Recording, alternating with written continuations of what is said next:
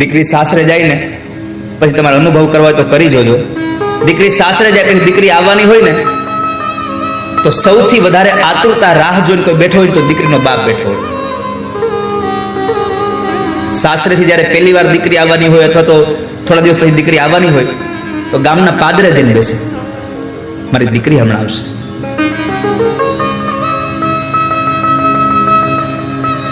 દીકરી 2 દિવસ રોકાવાની હોય ને તો ઘરમાં કેટલું વસ્તુઓ લઈ આવી રાખે. પોતે બીમાર હોય ને તો ફ્રૂટ ન લઈ આવે, પણ દીકરી આવવાની હોય તો ઘરમાં ફળ લઈ આવીને રાખ્યા હોય. મારી દીકરીને બહુ ભાવે છે આ ફળ. કવિ દાદ બાપુ લખે છે, દીકરી વિદાય થાય ને ત્યારે અકાળે વૃદ્ધ બની જાય તો બાપ હોય છે. કાળ જાકે રો કટકો મારો ગાંઠથી છૂટી ગયો.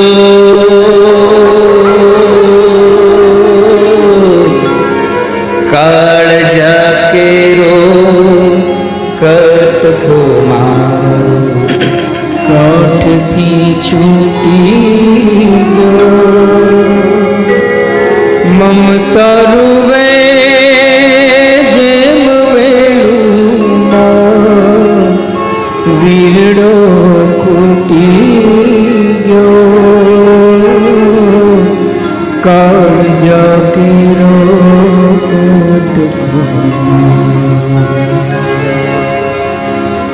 છબતો નહીં જે ઘરમાં પગ ત્યાંથી જીવ્યો.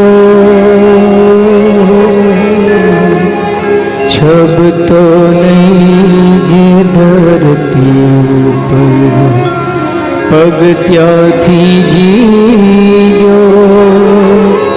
આજ ડુંગરા જેવો ઉમરો લાગે, ડુંગરા જેવો બેનીને ઉમરો લાગે. માંડ માંડ ઓળંગો. બાપનું આંગણું છોડીને દીકરી જાય તો ઉમરો પણ ડુંગરા જેવો લાગે. દીકરી સાથેનો સૌથી અદ્ભુત પ્રેમ એટલે બાપનો. એક બહુ સુંદર પ્રસંગ કહું તમને. અમેરિકામાં એક પતિ પત્ની હતા, સંતાન નહોતું. અને અમેરિકામાં તો વ્યવસ્થાના ભાગરૂપે બધા લોકો એવું જીવન જીવે છે કે બધા પોતપોતાની રીતે સ્વતંત્ર જીવન જીવતા હોય. અમેરિકાના એક ટાઉનમાં દીકરીના બાપ પણ રહેતા હતા અને એ ટાઉનમાં એ દીકરીનો જે પતિ હતો એના મા બાપ પણ એ ટાઉનમાં રહેતા હતા. બહુ ધ્યાનથી સાંભળજો વાલા ભક્તો.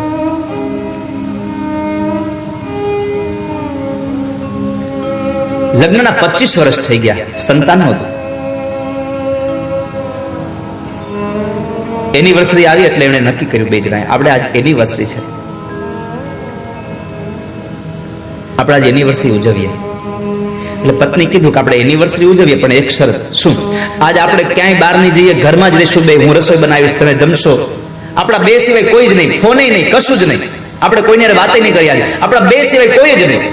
પતિ કીધું કાંઈ વાંધો નહીં, આપણે બે રહેશું. કોઈને મળીશું નહીં, નહીં મળીએ.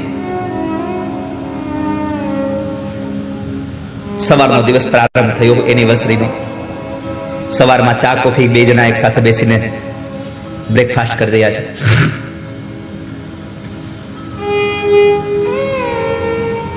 દસ 11 12 વાગ્યા, ડોરબેલ વાગ્યો.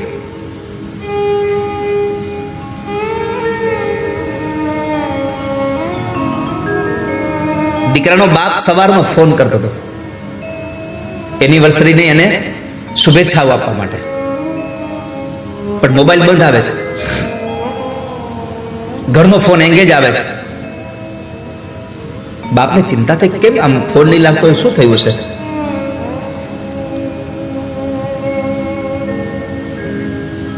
દીકરાનો બાપ ઘરે આવ્યો, ડોરબેલ વગાડે છે. આધુનિક યુગનો એ ડોરબેલ એટલે કે બેલ વગાડે એટલે દરવાજે કોણ આવ્યું છે અંદર સ્ક્રીનમાં દેખાતા હતા. અને દીકરો જે હતો પતિ ઊભો થયો અને દરવાજો ખોલવા જાય છે. એટલે પત્ની કીધું, ક્યાં જાવ છો? મારા બાપુજી આવ્યા છે. મારા બાપુજી આવ્યા છે. આપણે શું વાત થઈ હતી? આજે આપણે કોઈને મળીશું નહીં.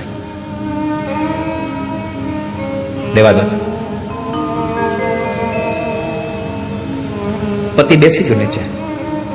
બાપે બહુ બેલ માર્યા, બિચારો વૃદ્ધ બાપ, લાકડીના ટેકે આવેલો, પાછો જતો રહે છે. વિચાર લીધું કે ગયા હશે બારા. બપોરના 2 વાગ્યા. ફરી ડોરબેલ વગડ્યો.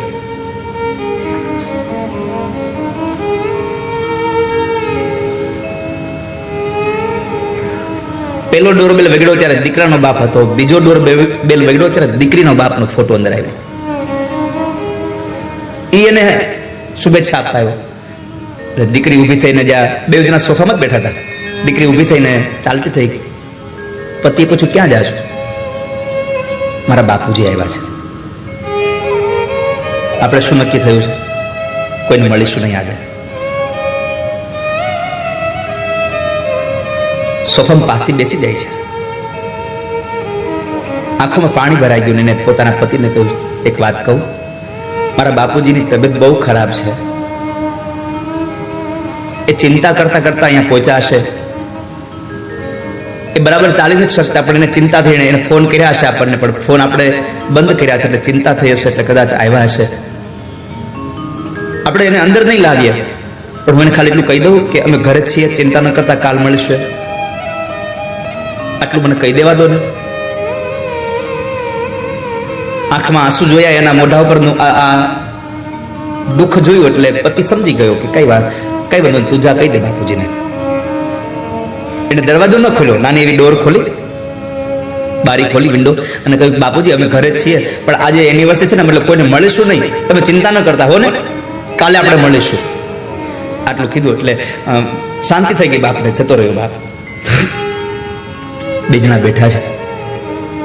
મહિનો 2 મહિના જતા રહ્યા. એટલે પછી પતિ કીધું, સાંભળ્યું, મને એમ થાય છે ચાલ ને આપણે એક બાળક દત્તક લઈ લઈએ.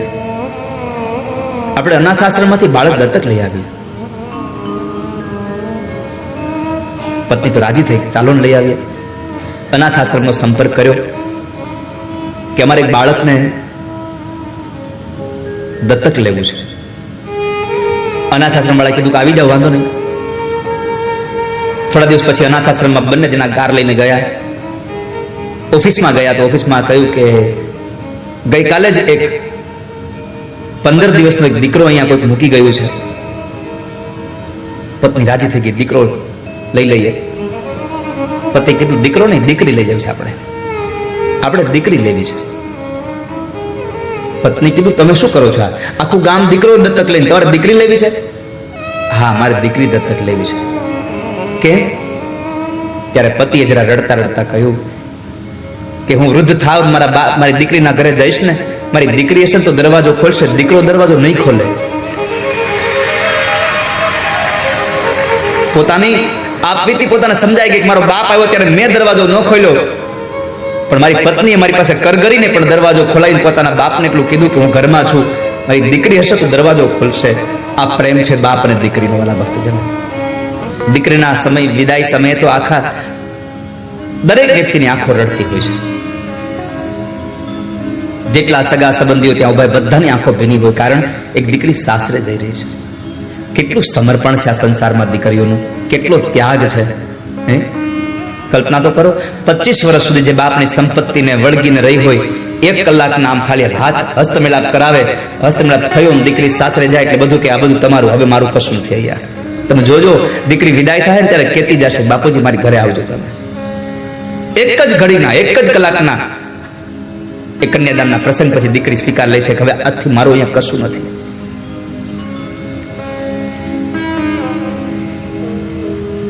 આપણે એક નાનો એવો દસ્તાવેજ કરાવીએ ને જમીનનો, તોય અંગૂઠાના નિશાન આપીએ છીએ.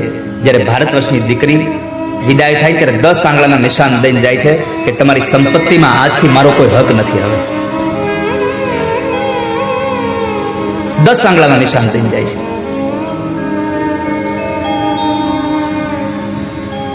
શું આપણી લગ્નની પરંપરાઓ છે? દીકરી સાસરે જતી હોય ત્યારે કેવા કેવા ગીતો ગવાતા હતા.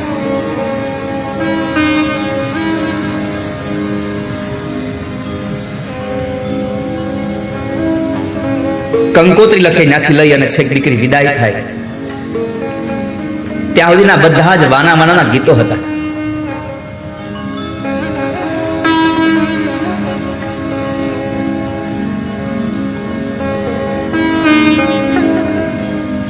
બાપ ગમે તેટલો થાકીને આવ્યો હોય ને, પણ જ્યારે એની દીકરી બાજુમાં આવીને બેસી જાય અને બાપુજીના માથા પર હાથ મૂકે અથવા તો ગાલ ઉપર એક ચુંબન કરી જાય ને દીકરી, બધો થાક ઉતરી જાય. જિંદગીનો બધો થાક એની દીકરી ઉતારી દે. આ સંસારમાં સૌથી મોટું કોઈ દાન હોય તો કન્યાદાન છે. સૌથી મોટું દાન કન્યાદાન. તમે 5-25 હજાર રૂપિયાનું કે 5 લાખ રૂપિયાનું દાન આપીને તમારા નામની તકતી મારી શકો, પણ 9 મહિના પેટમાં રાખેલી દીકરીને 25 વર્ષ સુધીની મોટી કરી અને કોઈ સાથે પરણાવો તોય તમે તકતી મારી ન શકો. અમે દીકરીનું દાન આપ્યું છે. આ સંસારમાં સૌથી મોંઘું દાન એટલે કન્યાદાન છે. દરેક દીકરીના ભાગ્યમાં બાપ હોય છે, પણ દરેક બાપના ભાગ્યમાં દીકરી નથી હોતી. મેં મારી જિંદગીમાં કેટલા એવા પ્રસંગો જોયા છે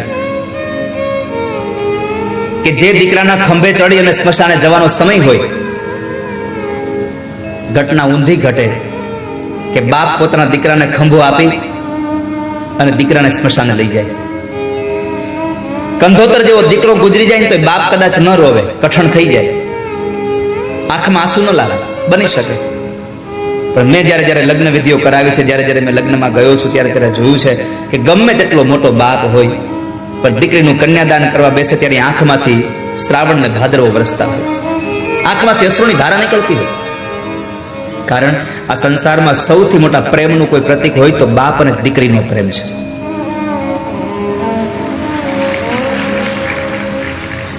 દીકરી જ્યારે વિદાય થાય ને ત્યારે સૌથી વધારે દુઃખ બાપને થાય છે.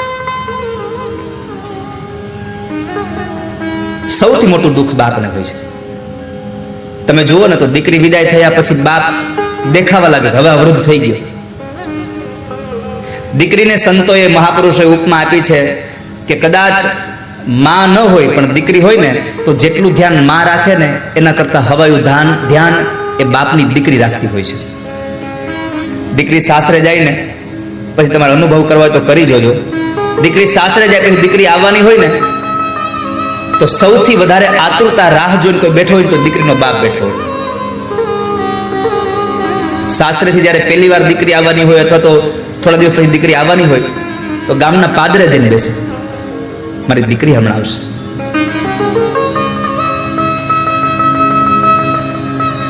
દીકરી 2 દિવસ રોકાવાની હોય ને તો ઘરમાં કેટલું વસ્તુઓ લઈ આવી રાખે.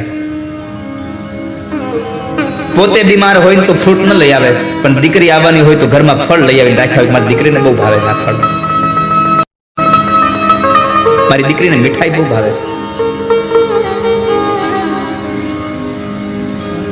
નહીં તો દીકરી મહેમાનથી નથી આવી, છતાંય બાપ કહેતો હોય કે ખારું રસોઈ બનાવજે હો, બેન આવી છે.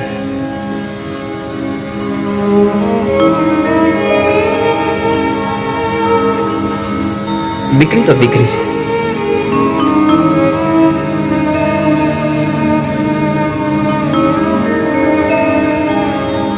બાપના કાળજાનો કટકો હોય તો દીકરી છે.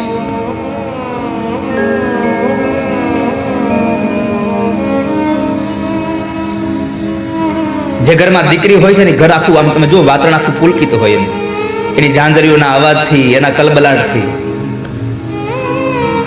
દીકરી મારી લાડકવાઈ લક્ષ્મીનો અવતાર, એ સુવે તો રાત પડે ને જાગે તો સવાર, દીકરી મારી નડક મારી લક્ષ્મીનો અવતાર, એ સુવે તો રાત પડે જાગે તો સવાર, દીકરી મારી. બાપનો કાળજાનો ટુકડો એટલે એક દીકરી છે.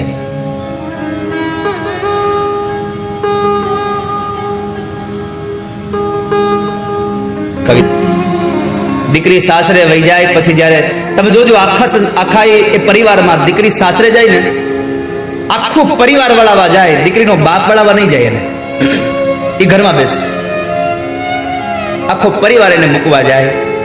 દીકરીનો બાપ ઘરના ખૂણામાં બેઠો બેઠો રોતો હોય છે.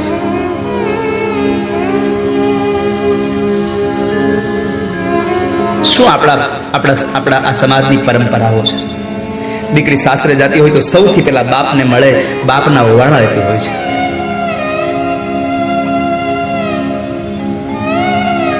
માંડવામાંથી દીકરી નીકળે અને પોતાના વેલડા તરફ જ્યારે બેસવા જાય ત્યારે બાપને ચોખાથી વધાવી પોતાના બાપના ઓવારણા લેતી હોય છે.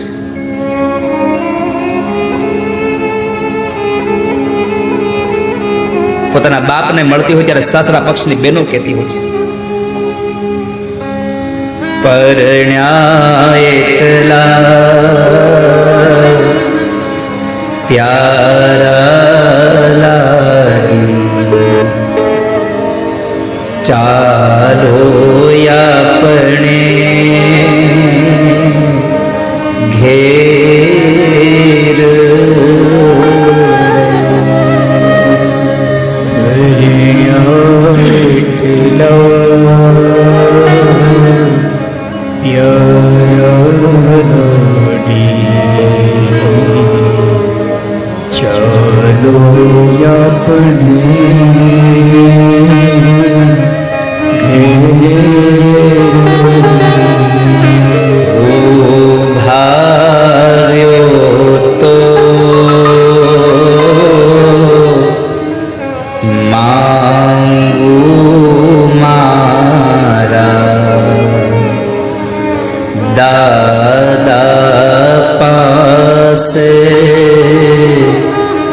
શીખ દે માર્યો તો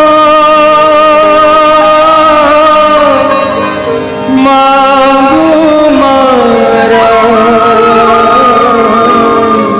મારા દાદા પાસે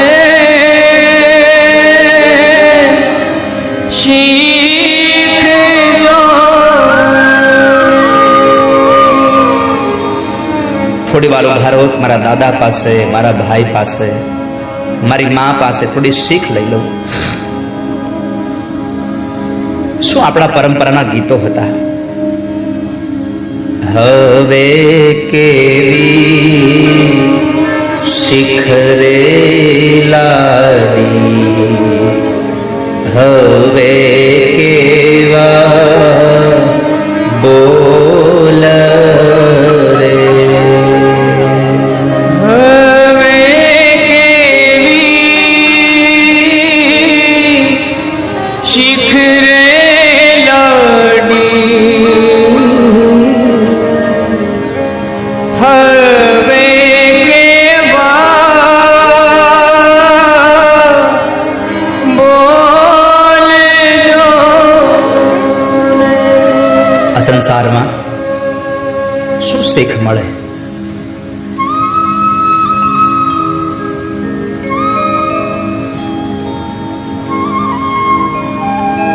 બાપ બીમાર પડ્યો હોય,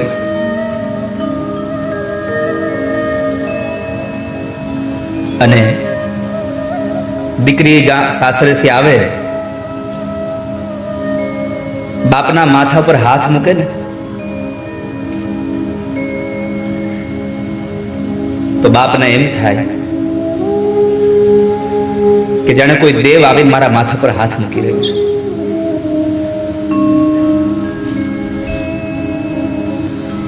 કોઈ તત્વએ આવીને મારા માથા પર હાથ મૂક્યો છે.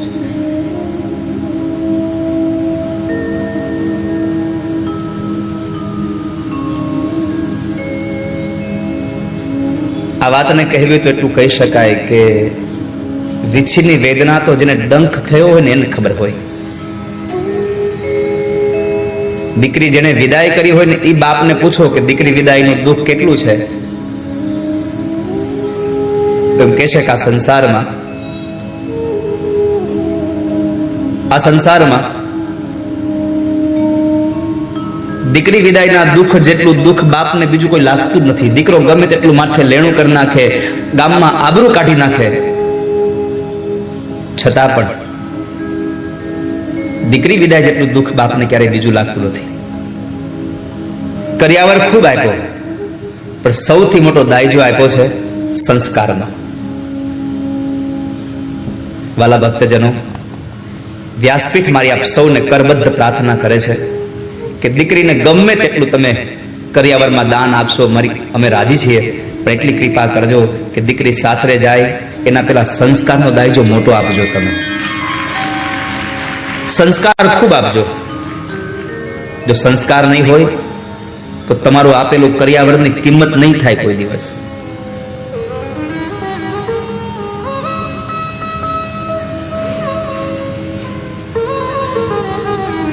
કર્યાવરમાં સંસ્કારનો દાયજો આપ્યો છે.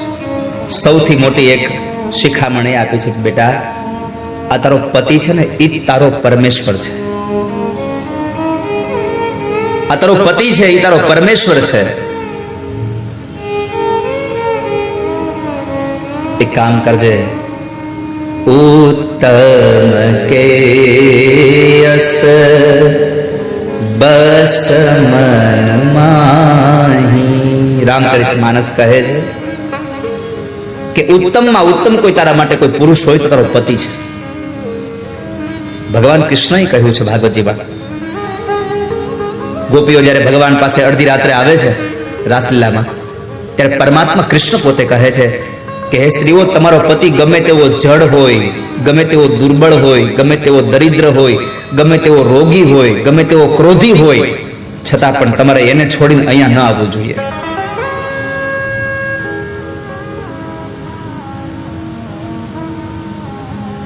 તમારે મૂકીને ના આવવું જોઈએ. રામચરિત માનસમાં ગોસ્વામી તુલસીદાસજી મહારાજની કલમમાં લખાયેલું છે કે સ્ત્રીએ પોતાના પતિ સિવાય જેટલા પુરુષો છે એ પુરુષોને કઈ નજરથી જોવા, તો લખ્યું મધ્યમ પર પતિ દેખઈ કેસે. બીજા એ પુરુષો છે એને કેમ જોવા, તો કહે છે પોતાના પતિ કરતા મોટો હોય, પોતાની ઉંમર કરતા મોટો પુરુષ હોય તો એને પિતા સમાન ગણવો, પોતાની ઉંમરનો કોઈ પુરુષ હોય તો એને ભાઈ સમાન ગણવો, અને પોતાની ઉંમર કરતા નાનો હોય તો એને દીકરાના રૂપમાં જોવો. કાં તો પુરુષને પતિના રૂપમાં, કાં તો પુરુષને પિતાના રૂપમાં, કાં ભાઈના રૂપમાં, અને કાં તો દીકરાના રૂપમાં જોવો. પોતાના પતિ સિવાયના બધા પુરુષોને ભાઈ, પુત્ર અને પિતાના રૂપમાં જોવા, બાકી જોવો નહીં ક્યારે. ભ્રાતા પિતા પુત્ર નિજ જૈસે. દ્વારિકાનો નાથ મારો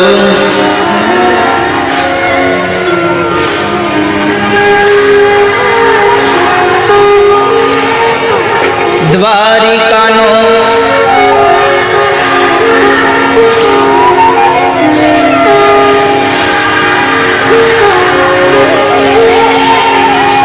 અમે છાશું કર્યા વિના આવ્યા,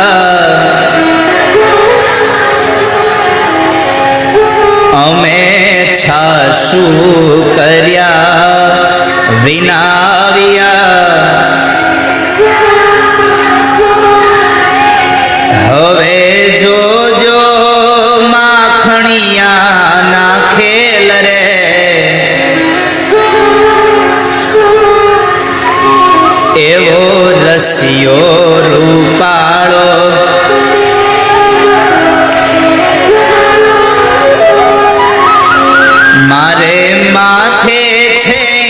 નાજીની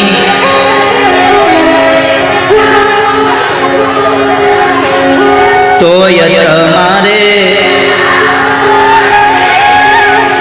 કાલ બપોરે તોય તમારે